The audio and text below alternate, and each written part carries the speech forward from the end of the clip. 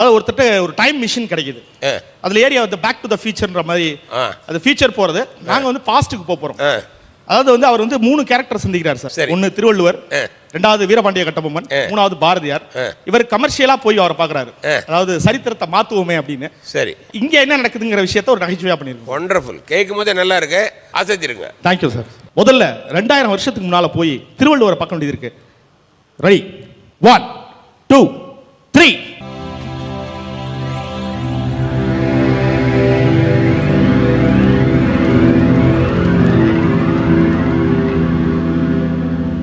Hello sir, நீங்க வள்ளுவர். நீங்க யாராவது? யாரப்பா நீ? வள்ளுவன். வள்ளுவன் நான் தான் சார். தாடி வச்சிருப்பீங்க. தாடி தாடி என்பது எனக்கு இன்னும் வளரவே இல்லையே. ஒருவேளை பின்னால வளரும் சார். இந்த திருக்குறள் எழுதுறது நீங்க தானே? நீ பேசுவது தமிழ் போல் இருக்கிறது, ஆனால் தமிழாக தெரியவில்லையே. அது இருக்கட்டும். திருக்குறள் எழுதுறது நீங்களா இல்லையா? திருக்குறள்? ஆமா. ஆம், நேற்று தான் எழுத ஆரம்பித்தேன். அகர முதலை எழுத்தலாம் என்று எழுதினேன். சரி, அதை எப்படி முடிப்பது என்று யோசிப்பதற்குள் நீ என் முன்னால் வந்து நின்று விட்டாய். அப்படியா? ஆதி பகவான் முதற்றே உலகன்னு முடிச்சிருங்க. அது எப்படி உனக்கு தெரியும்? ஐயா, நீங்க இப்பதான் முதல் குறளை எழுதிருக்கீங்க. நான் உங்க கதையை சொல்றேங்க. 1330 குறள் நீங்க எழுத போறீங்க. 133 அதிகாரங்கள் இருக்கு அதுல. ஐயா, இன்னொரு விஷயம், நான் இப்போ ஒரு டேப் ரெக்கார்டர் கொண்டு வந்திருக்கேன். Tape recorder? அப்படி என்றால்? அதாவது இது உங்க குரலை பதிவு செய்யற இது. என் குரலை பதிவு செய்ய? ஆமா ஆமா ஆமா, ஒரு கருவி. ஆமா. அதாவது தமிழ்நாட்டில் நிறைய பேர் திருக்குறள் எழுதுனது சாலமன் பாப்பையானே நினைச்சிட்டு இருக்காங்க. நீங்க என்ன பண்றீங்கன்னா அத்தனை திருக்குறளையும் உங்க வாய்ஸ்ல சொல்லுங்க, நான் ரெக்கார்ட் பண்ணிக்கிறேன். மக்கள் திருவள்ளுவரோட குரலை தான் கேட்டிருக்காங்களே தவிர திருவள்ளுவரோட குரலை கேட்டதில்லை. அப்படியே சன் டிவில ஒரு ஸ்லாட் எடுத்து போட்டு வச்சுக்கோங்க, ஏகப்பட்ட மால் கிடைக்கும் நமக்கு. நீ என்னென்னவோ பேசுகிறாய், எனக்கு விந்தையாக இருக்கிறது. மால் என்கிறாய், சன் டிவி என்கிறாய், புரியவில்லையே. உங்களுக்கு எதுவுமே. நான் வந்து 21ஆம் நூற்றாண்டுல இருந்து இந்த காலத்துக்கு வந்திருக்கேன். ஓ, 21ஆம் நூற்றாண்டை சேர்ந்தவர்கள் காலத்தை வென்று விட்டார்கள். ஆமா ஆமா ஆமா. ஆனா நீங்க என்ன பண்றீங்க, நிறைய மால் கிடைக்கும் உங்களுக்கு. மால்? மால் என்றால்? துட்டு. துட்டு என்றால்? டப்பு. டப்பு? ஐயா, நான் உங்ககிட்ட போய் சொல்லுங்க. செல்வம், பணம், நாணயம். செல்வம், ஆமா, நாணயம். வர்றது ஆளுக்கு பாதி எடுத்துக்கோ. நீ வள்ளுவனை விலை பேசுகிறாய். ஐயா, இன்னொன்னு, மொத்தம் நீங்க 1330 திருக்குறள் எழுதுனீங்கல்ல, ஒரு 170 எக்ஸ்ட்ரா எழுதி ரவுண்ட் 1500 எழுதுங்க. நான் எழுதவே இல்லையேப்பா. ஐயா, நீங்க எழுதுவீங்க. ஐயா, எப்பொழுது எழுதுவேன்? ஐயா, இவர் என்னங்க ஐயா, அந்த 170 திருக்குறளுக்கு மட்டும் எனக்கு ரைட்ஸ் கொடுத்துருங்க. அதுக்கப்புறம் பாருங்க உங்களுக்கு நான் எவ்வளவு பணம் கொடுக்குறேன்னு. நீ வள்ளுவனை விலை பேசுகிறாய். வாசுகி, எழுத்தாணி எடுத்து வா. குறள் எழுத போறீங்களா? உன் குடலை உருவது. நான் கிளம்புறேன் முதல்ல. வள்ளுவரே நம்ம குலசையை தூண்டிட்ட மேடா. சரி, வீரபாண்டிய கட்டபொம்மனையாவது போய் பார்ப்போம். ரெடி, 1 2 3.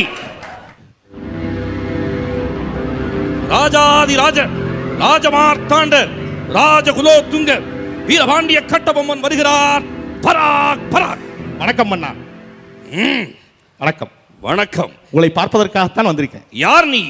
ஐயா, நான் 21ஆம் நூற்றாண்டை சேர்ந்த மனிதன். 21ஆம் நூற்றாண்டை சேர்ந்த மனிதன்? ஆமா ஆமா. இப்ப நீங்க எங்க கிளம்பிட்டு இருக்கீங்க? எனதருமை நண்பன், எனது ஆருயிர் தோழன் எட்டப்பனை பார்ப்பதற்காக சென்று கொண்டிருக்கான். ஆனா பாவி, அவனை பார்க்கவா போறீங்க? ஐயா, அவனை நம்பாதீங்க. அவன் இப்பதான் உங்களுக்கு நண்பனா இருக்கான். உங்களை காட்டி கொடுக்கிற துரோகி அவன் தான். எட்டப்பனை சொல்கிறார். எட்டப்பன் என்னை காட்டி கொடுப்பானா? யார் உங்களுக்கு நான் சொல்றேன் இல்ல, இதெல்லாம் சரித்திரத்துல இருக்கு.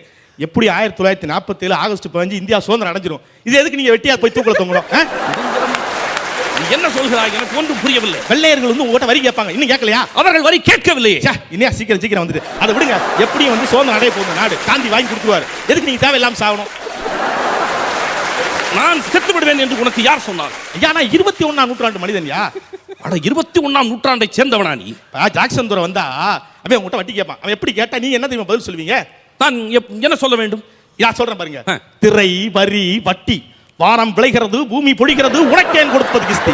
எங்களோடு வயலுக்கு வந்தாயா, ஏற்றம் இறைத்தாயா, நாட்டு நிட்டாயா, அல்லது அங்கு கொஞ்சம் விளையாடும் என் குல பெண்களுக்கு மஞ்சள் அரைத்து பணிபுரிந்தாயா? மாமானா மச்சானா? மானம் கெட்டவனே, போரடித்து நிற்கும் வேலைநாட்டு உழவர் கூட்டம் உமது தலைகளை நெற்கதிர்களாக குவித்து விடும். ஜாக்கிரதை, துடிக்கிறது மீசை, அதை அடக்கு அடக்கு என்கிறது நாடி வந்த நட்புறவு. எப்படி சார்? எவ்வளவு அருமையாக பேசினாய். நான் பேசுறதுக்கே கை தட்டுறீங்க. நான் பேசுறது கை தட்டுறீங்களே. சிவாஜி பேசுறத பார்த்துருந்தா நீங்க எவ்வளவு சந்தோஷப்பட்டிருக்கீங்க. சிவாஜி? மராட்டிய மன்னன் சிவாஜியா? ஐயோ, சரி அதை விடுங்க. இல்லையா, வந்து நீங்க வந்து ஃப்ரெண்ட்ஷிப் ஆக்கிக்கங்க. எட்டப்பனை நீங்க காட்டி கொடுத்துருங்க. நான் எட்டப்பனை காட்டி கொடுப்பாரா? ஆமா. நீ என் நண்பனை காட்டி கொடுக்க சொல்கிறாய். ஐயோ ஐயா, இது சரித்திரம். அது மாத்திரலாம் வந்திருக்கேன் நான். சரித்திரம் அப்படியாக இருந்தால் அது அப்படியே இருக்கட்டும். சரித்திரத்தை மாற்ற நினைக்காதே. வீணாக என் வாளுக்கு வேலை வைக்காது. இல்லைங்க நான் கிளம்பி தலையை கொய்து விடுவேன். வரங்க. துஷ்டன். கட்டப்பொம்மனும் முடியாதுன்ட்டாரு. சரி நம்ம கொஞ்சம் வந்து பாரதியாரையாவது பார்ப்போம். ரெடி 1 2 3.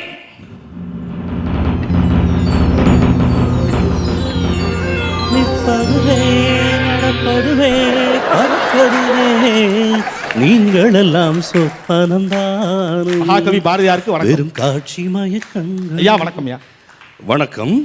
ஐயா நான் 21ஆம் நூற்றாண்டை சேர்ந்த மனிதன். அதாவது நீங்க வந்து என்னென்ன கண்டுபிடிப்புகள்லாம் வரணும்னு கற்பனையா எழுதுனீங்களோ அதெல்லாம் நாங்க இப்ப அனுபவிச்சுட்டு இருக்கோம். ஐயா 21ஆம் நூற்றாண்டை சேர்ந்த மனிதன். ஆமா, ஆச்சரியமாக இருக்கிறது. என்னுடைய படைப்புகள் உனக்கு பிடிக்குமா? பாரதியார் பாடல்கள்லாம் எங்களுக்கு ரொம்ப பிடிக்கும். ஆனா எனக்கு ஒரு இது, நீங்க நிறைய பாடல்கள் எழுதிட்டீங்க, நீங்க ஏன் சினிமாவுக்கு குத்துப்பாட்டு எழுதக்கூடாது? மகிழ்ச்சி. எனது பாடல்கள் உனக்கு பிடிக்கும் என்பதில் எனக்கு மகிழ்ச்சி. குத்துப்பாடல்கள் என்கிறாயே? ஆமாங்க, குத்து பாடல்களை பற்றி நாம் அறிவோம். சரி, அது என்ன குத்து பாடல்கள்? ஐயா குத்துப்பாட்டு நான் ஒரு உதாரணம் சொல்லவா? ஆ முதல் அக்கு தானடா.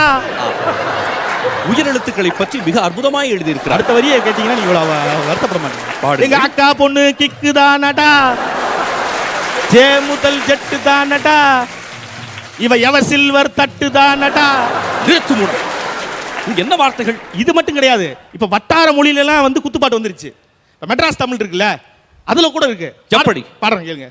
இன்னாமா பண்ணலாம், டிஸ்கோதைக்கு போகலாம், ஓட்டாவ போடலாம், ஓடி பாடி ஆடலாம், ஆல்ரெடி நேரம் ஆச்சு, பப்பும் தானே மூடி போச்சு, வேர் இஸ் த பார்ட்டி, உங்க வீட்ல party, where is the party, அட நம்ம வீட்ல பார்ட்டி. எப்படி பாரதியாரு, நல்லா இருக்கா? நிறுத்து நிறுத்து. கேட்கவே அவலமாக இருக்கிறது. இந்த மாதிரி ஒரு 10 பாட்டு எழுதி என்ன தமிழ் வார்த்தைகள், இத்தனை ஆங்கில வார்த்தைகள் இடையிலே கலந்து கிடக்கிறது. உங்களுக்கு விஷயமே தெரியாதா? தமிழ் பாட்டுல இங்கிலீஷ் வந்தா தான் தமிழ் பாட்டு. ஊடர்கள் ஊடர்கள் நீங்கள் இப்ப என்ன சொல்ல வரீங்க நீங்க? எனக்கு ஒன்றும் பேச முடியலையப்பா. அப்ப நீங்க வந்து குத்துப்பாட்டு எழுதுறதுல உங்களுக்கு விருப்பம் இல்லைன்னு நினைக்கிறேன். அப்ப நீங்க என்ன பண்றீங்க, உங்க பாடலோட ரைட்ஸ் எல்லாம் என்கிட்ட கொடுத்துருங்க, அதை வச்சுட்டு நாங்க ரீமிக்ஸ் பண்ணிக்கிறோம். அதை ரீமிக்ஸ் ரீமிக்ஸ் என்றால் என்ன? ஐயா இதுக்கு அது வேற இல்லையா? இப்ப உங்க பாட்டு ஏதாவது ஒன்று நீங்க சொல்லுங்களேன். வெள்ளி பனிமலையின் மீதுலாவுவோம், அடி மேலை கடல் முழுவதும் கப்பல் விடுவோம், பள்ளி தலைமனைத்தையும் கோயில் செய்வோம், எங்கள் பாரத தேசம் என்று தோள் கொட்டுவோம். சரி, அருமையா இருந்தது, எனக்கு பிடிச்ச பாடம். இப்ப இந்த பாட்டை ரீமிக்ஸ்ல நான் எப்படி மாத்துறேன்னு மட்டும் பாருங்க. மாற்றி காட்டு. வெள்ளிமலை மீதுலாவி, மேலை கடல் கப்பல் விட்டு, பள்ளித்தலம் அத்தனையும் கோயில் செய்வோம், எங்கள் பாரத தேசம் என்று தோள்களை கொட்ட வந்தோம், தோள்களை கொட்ட இங்கு வந்தோம். You wanna do that? இது என்னடா வார்த்தை? இதுதான் பாரதியார் ரீமிக்ஸ். நீங்க மட்டும் ரைட்ஸ் கொடுங்க, ஆளுக்கு 50-50, 60-40, 70-30. விலை பேசுகிறாய், திருப்பி சொல்லு.